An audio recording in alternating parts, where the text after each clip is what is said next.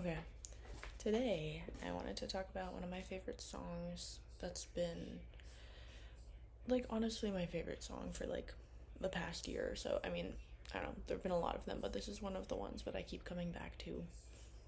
And it's been really significant for me in a lot of ways because the past little while I've really been understanding what it means to look at something from a new perspective and from a perspective that is unconventional, because I think oftentimes when we're looking at something we have our perspective and then we have the opposite perspective that we could put our shoes in, like put we could put ourselves in the shoes of the opposite perspective, and then there are things that we had never considered, and that's really where the magic is. But it feels really hard to access, and it feels like it's not yours to find, or it's not yours to beckon to you. That's not your place, and you have to kind of wait for it and maybe seek it out, but it's not yours to procure. It's not yours to obtain.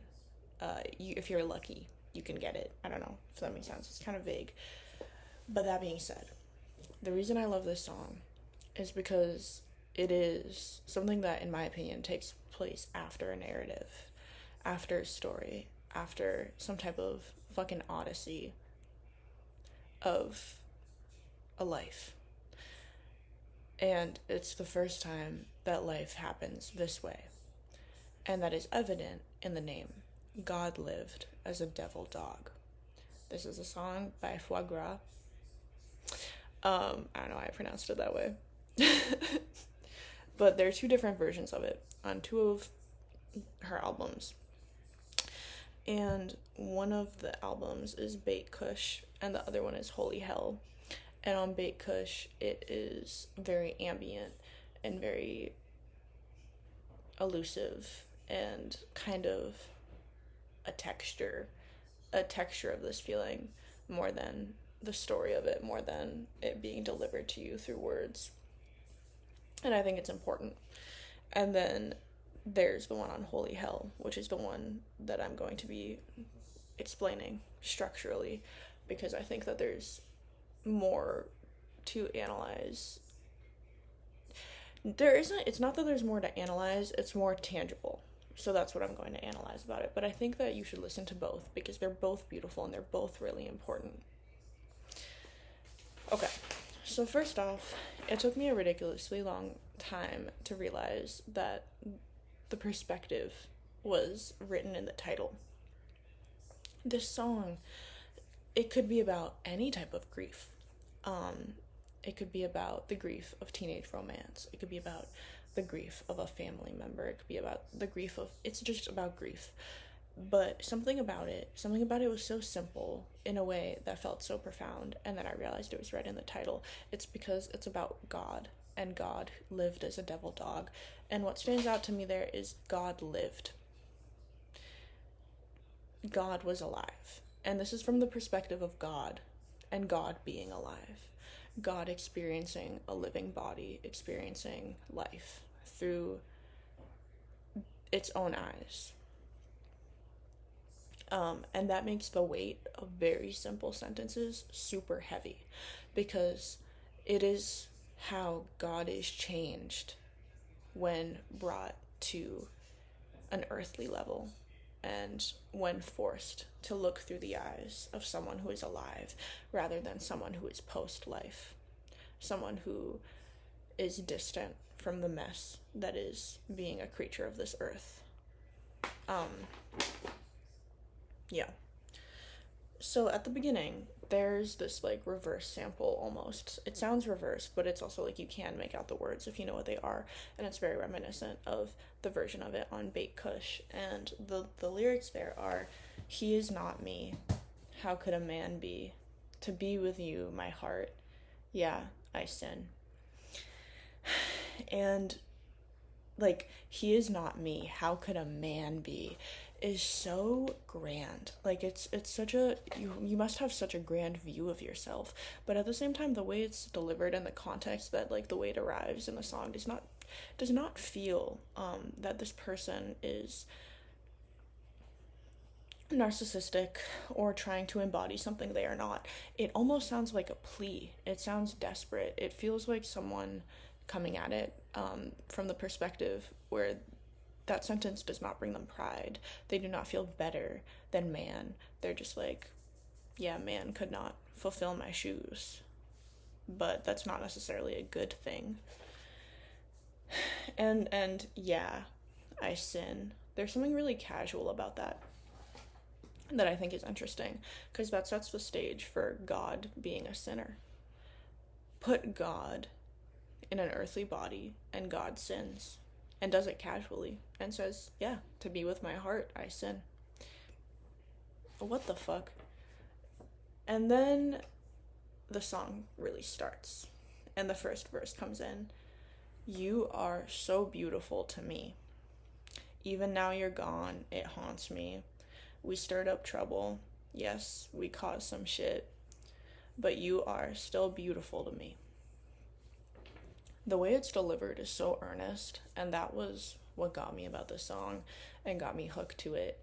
And it sounds like it's like a pop song in like the near future, in a reality where it's like more cyberpunk and people are like, I don't know, half made out of metal, and like also things are simultaneously more analog.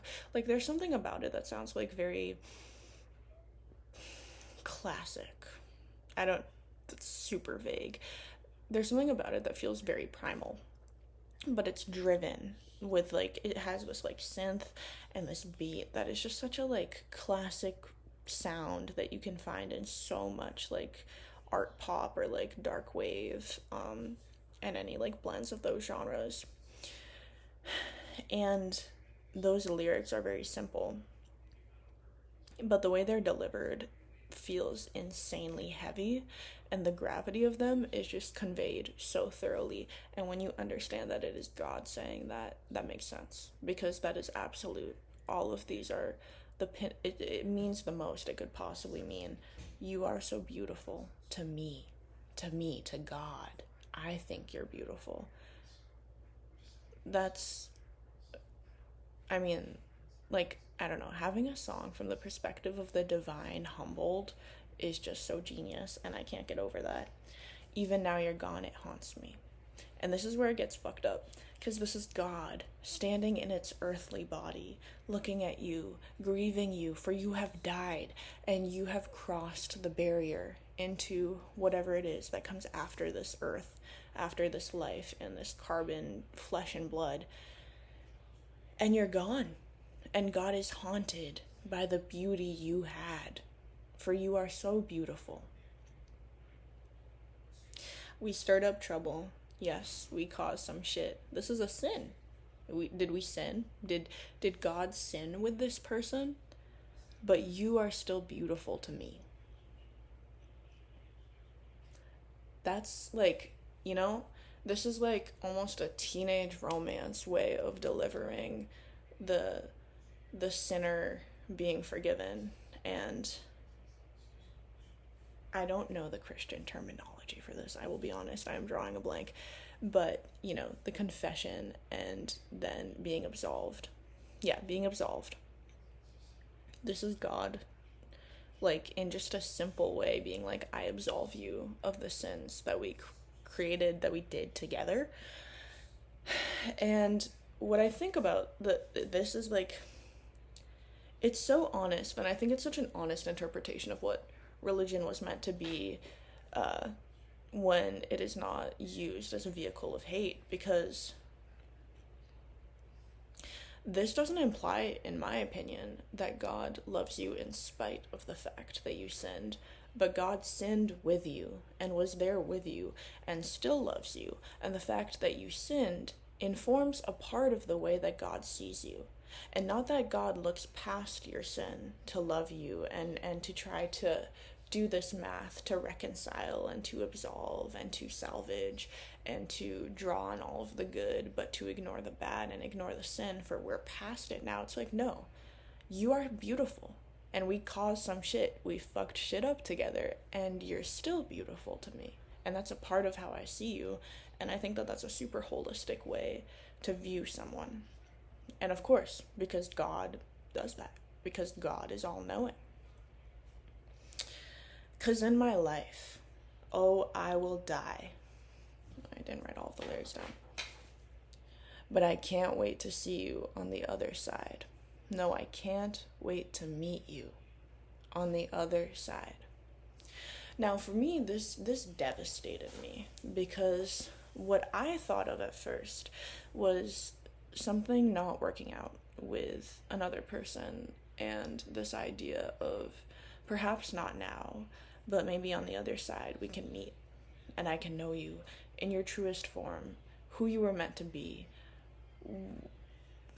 just the most fundamentals of what our essences were supposed to be and who we wanted to be, unhindered by all of this tangible being and these restrictions that come with being so tangible.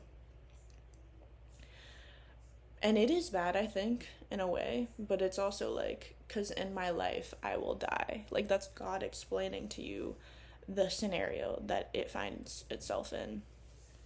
I don't know why I'm using its pronouns for God, but that is what feels right currently, so I will continue to do that.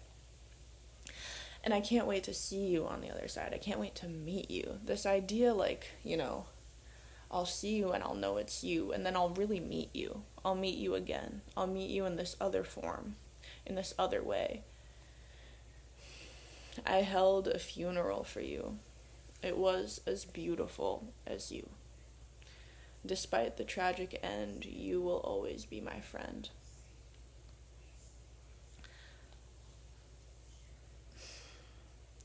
The way that that's shouted, there's like a backing vocal in the song that shouts that, and it's so fucking intense and raw. And then the next part comes in again where it's like, because in my life I will die, but I can't wait to see you on the other side.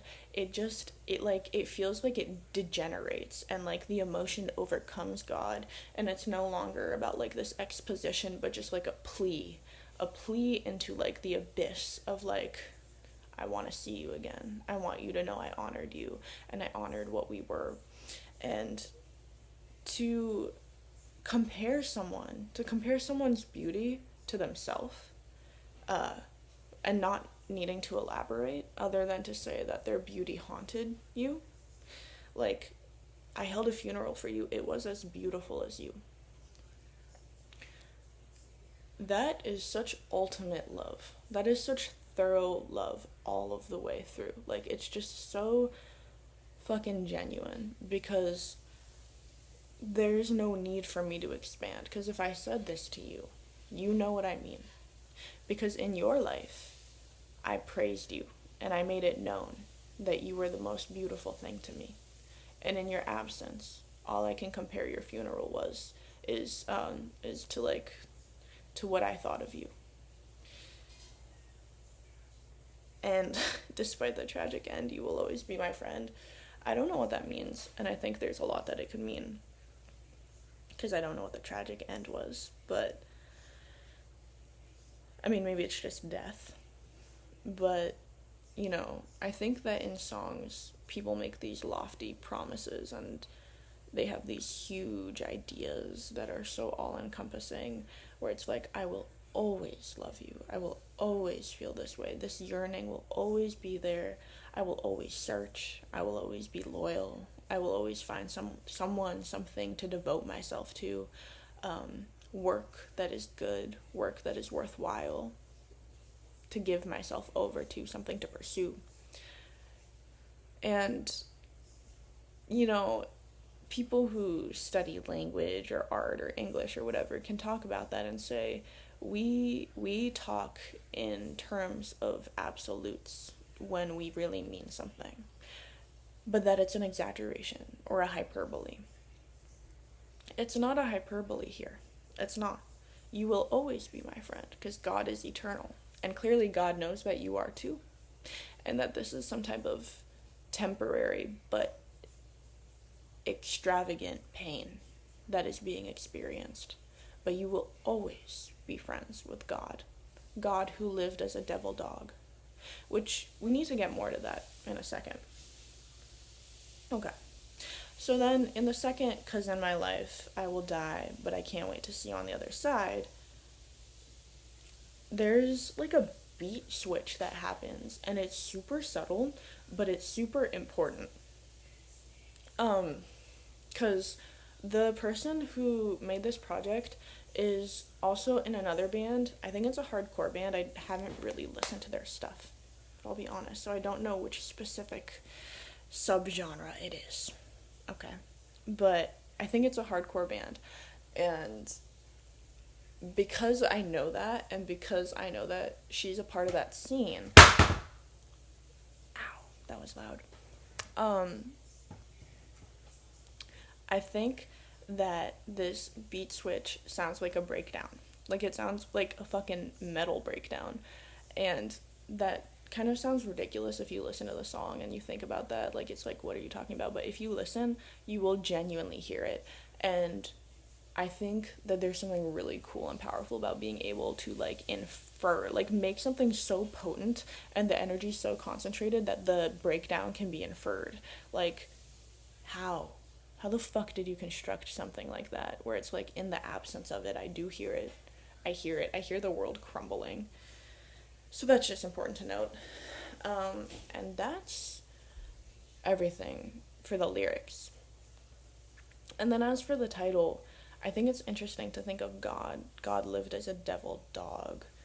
Is the devil dog a human? What a beautiful phrase. I wonder what this comes from. There maybe is some type of media that I'm unaware of, but I think that that's such a beautiful phrase to base a story off of. Those are my thoughts on it for now. I think it's a good song. I think you should listen to it. I think that it reframes grief in a way that is productive for me. Thank you.